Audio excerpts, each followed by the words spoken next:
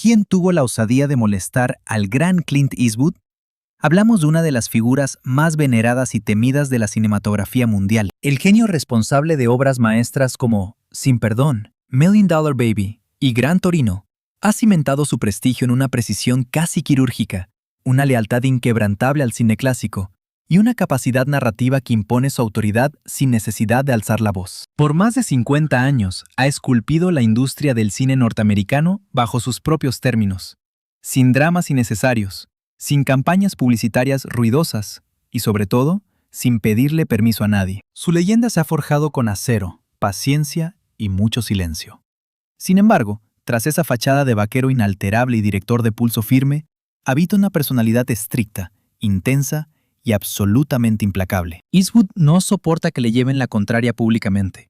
Detesta la burla disfrazada de crítica y, sin lugar a dudas, no ofrece segundas oportunidades a quienes cuestionan su integridad. Aunque de cara a la galería siempre mantiene una elegancia impasible, de puertas para adentro, ha protagonizado conflictos feroces que definieron y en ocasiones fulminaron sus vínculos con algunos de los titanes de Hollywood. Desde tensiones gélidas en los rodajes y declaraciones lapidarias ante la prensa, hasta actores que fueron eliminados de su mapa existencial para siempre. Eastwood ha dejado cristalino que trabajar bajo su mando no es solo hacer una película, es ingresar a su dominio personal. Y en ese dominio, las normas son sagradas e indiscutibles. ¿Quiénes fueron los imprudentes que cruzaron la línea roja? Acompáñame a destapar sus nombres, los sucesos exactos y las razones por las que terminaron exiliados del universo creativo de uno de los directores más poderosos y rigurosos de la historia. En el puesto número 5 tenemos a Michael Moore, Estados Unidos. Así es, la fricción entre Clint Eastwood y el documentalista Michael Moore arrancó como una declaración que sonó mucho más a amenaza velada que a chiste de sobremesa.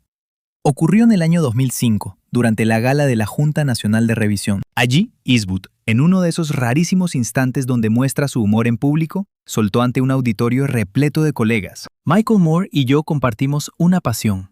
A los dos nos gustan los documentales, pero si alguna vez se planta en la puerta de mi casa con una cámara, lo mato. El salón entero estalló en una carcajada nerviosa seguida de un silencio sepulcral.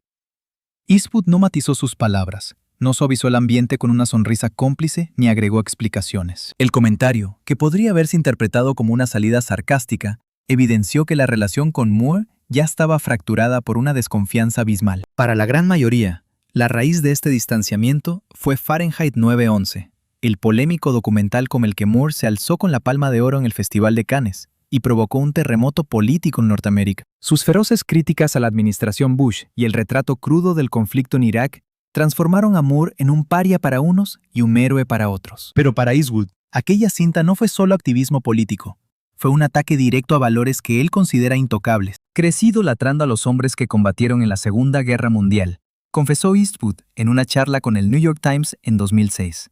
No me interesa el sensacionalismo que se disfraza de verdad absoluta, me interesa la historia narrada con dignidad. Justo en ese año, Clint preparaba el estreno de Banderas de nuestros padres, una inmersión profunda en el coste emocional de la guerra, enfocada en los marines que alzaron la bandera en Iwo Jima. El abismo entre la visión de Eastwood y la de Moore era insalvable.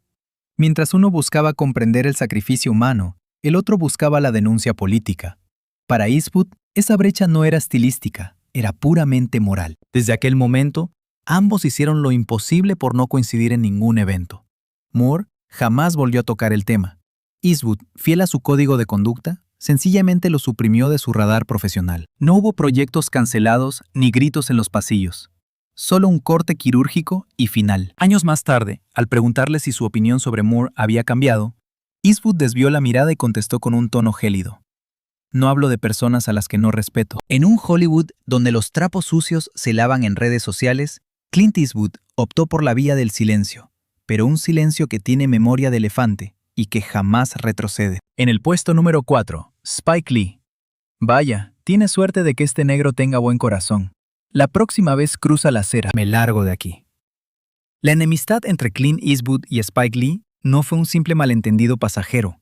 Fue una colisión frontal de ideologías, generaciones y maneras de interpretar el pasado. Lo que inició como una crítica profesional mutó en una guerra fría que separó a dos de los directores más relevantes del cine moderno. En el año 2006, Eastwood lanzó Banderas de nuestros padres y poco después, Cartas desde Iwo Jima, un proyecto monumental que narraba la batalla desde los bandos estadounidense y japonés. La crítica se rindió a sus pies, calificándolas de obras maestras, reflexivas y profundamente humanas. Sin embargo, para Spike Lee había un hueco imperdonable. Durante una conferencia de prensa en Cannes, Lee señaló que las cintas de Eastwood ignoraban totalmente la presencia de soldados afroamericanos en Iwo Jima, y que esa omisión equivalía a borrar su existencia de la historia oficial. Sus palabras corrieron como la pólvora, interpretándose como una acusación directa de que Clint, en su narrativa bélica, había manipulado la verdad. Eastwood, que rara vez entra al trapo de las críticas, hizo una notable excepción. En una entrevista posterior fue demoledor. Un tipo como él debería cerrar la boca. La frase resonó con la fuerza de un disparo. Spike no se quedó callado y replicó: «No me callaré. Esto no es personal, se trata de historia». Durante días, la prensa convirtió aquella tensión en una batalla cultural. Dos íconos del cine, dos lentes distintas, enfrentados por el deber de la representación racial. Mientras Eastwood sostenía que su filme no era un documental exhaustivo, sino una historia concreta basada en un pelotón real de marines, Lee argumentaba que era inadmisible olvidar a quienes también sangraron allí sin recibir gloria alguna. «La historia es la historia», declaró Eastwood a Los Angeles Times. «Yo no hago cine para cumplir cuotas. Cuento la historia que decido contar». Desde aquel choque, han evitado coincidir en alfombras rojas, mesas redondas o festivales de cine. No se han vuelto a dirigir la palabra en público, ni han valorado el arte del otro desde aquel incidente. La brecha entre ambos parece seguir abierta, aunque algunos intenten verlo solo como una diferencia creativa. Para los que conocen bien a Eastwood, el silencio que siguió fue tan potente como su exabrupto inicial. El respeto, una vez que se rompe, no se puede pegar con pegamento.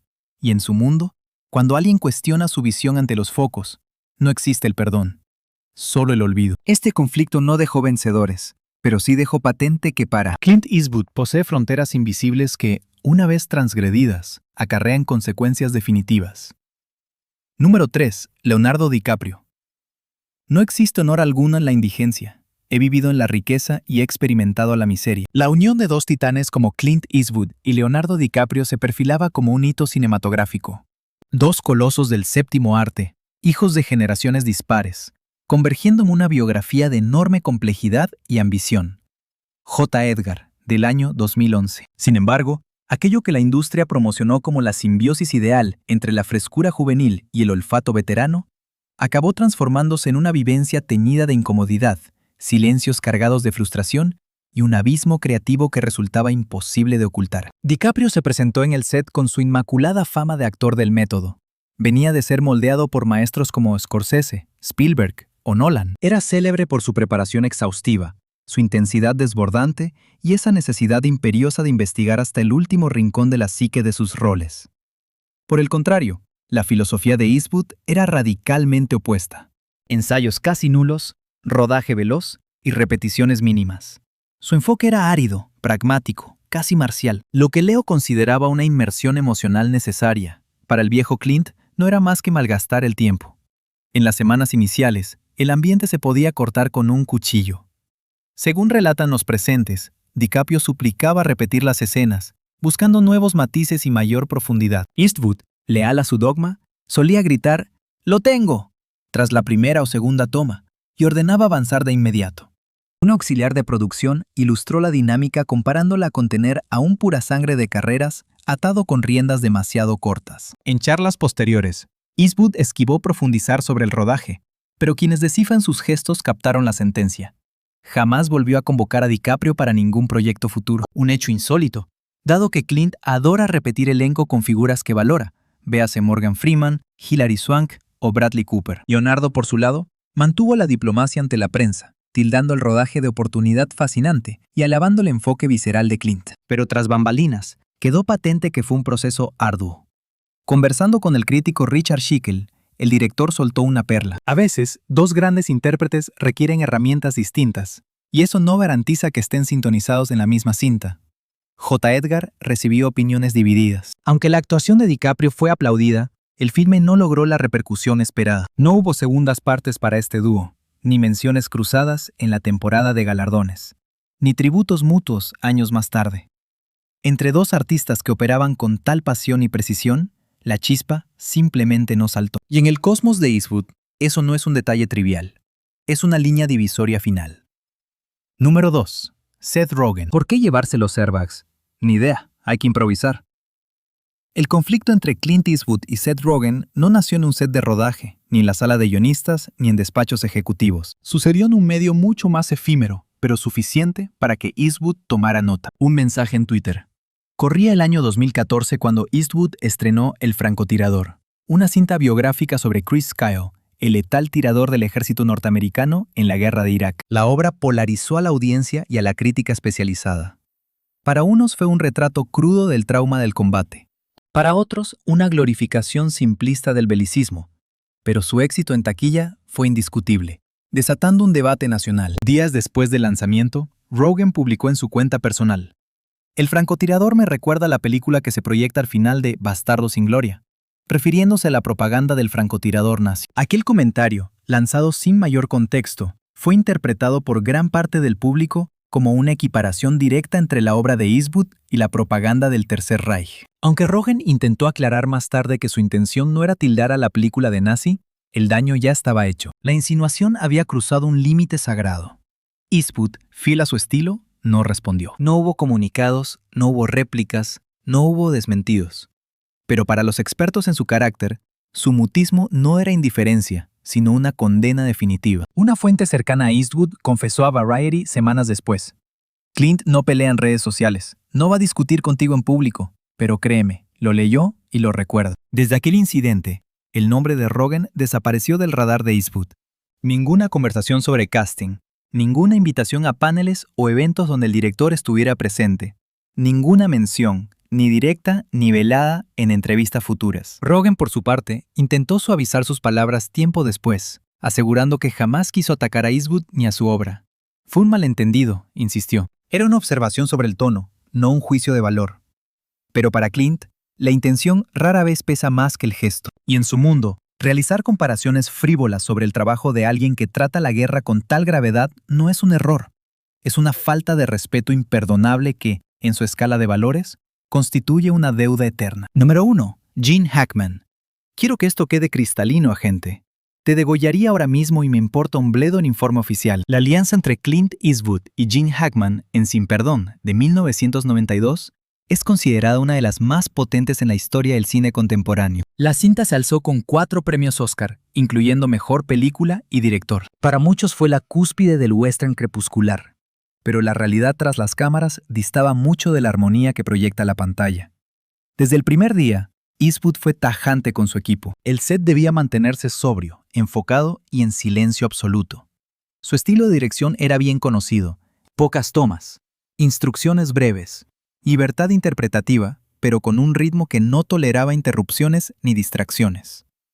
Hackman, sin embargo, poseía otra metodología de trabajo. Era visceral, intenso y propenso a cuestionar las decisiones del director, incluso con la cámara rodando. Un miembro del equipo rememoró años más tarde una escena clave donde Hackman detuvo la grabación a la mitad, se giró hacia Eastwood y espetó: "Esta frase no funciona, no pienso decirla así". Clint frenó en seco.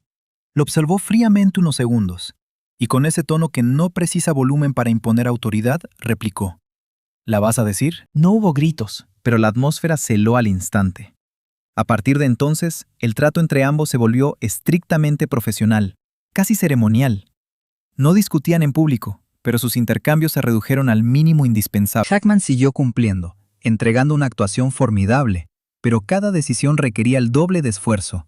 Más exigía un dominio absoluto y mucha más mesura. Clint, habituado a afirmaciones prácticas y serenas, empezó a alejarse anímicamente de todo el proceso. En las múltiples entrevistas que concedió con el tiempo, el director siempre señaló a figuras como Morgan Freeman o Richard Harris como los verdaderos artífices del triunfo de Sin Perdón. Por el contrario, Hackman, aún habiéndose alzado con el premio Oscar gracias a ese rol, apenas asomaba en sus memorias compartidas con la prensa. En el momento en que le interrogaron puntualmente sobre cómo había sido la labor de colaborar codo a codo con él, la respuesta de Clint fue tajante y breve: "Fue un intérprete magnífico que cumplió su cometido a la perfección". Jamás coincidieron de nuevo en un set. No existió opción alguna de repetir. Hackman abandonó la industria cinematográfica poco tiempo después. Por su parte, Eastwood continuó su andadura en la dirección, siempre escoltado por fieles aliados con quienes forjó un lazo de lealtad absoluta e inquebrantable. Para la gran mayoría, La fricción que surgió entre ellos fue el coste necesario para gestar una obra cumbre. No obstante, para Eastwood todo era más básico. Un choque frontal de caracteres en su manera de concebir el séptimo arte y la existencia misma. Un rodaje trasciende la mera ejecución técnica. Es una hermandad basada en la consideración mutua. Y en el instante en que esa armonía se agrieta, el nexo se disuelve sin que hagan falta las palabras. Clint Eastwood no precisa alzar el tono ni buscar gresca delante de los focos. Su método para clausurar etapas es elemental. Si alguien quebranta la lealtad, simplemente se evapora de su órbita personal. No ofrece justificaciones, no monta numeritos y no concede indultos. Se trata de una determinación muda pero irrevocable. Quizá a muchos les resulte una actitud gélida, pero en su código ético, el respeto es el único lenguaje válido, y aquellos que no logran comprenderlo jamás vuelven a cruzar su puerta.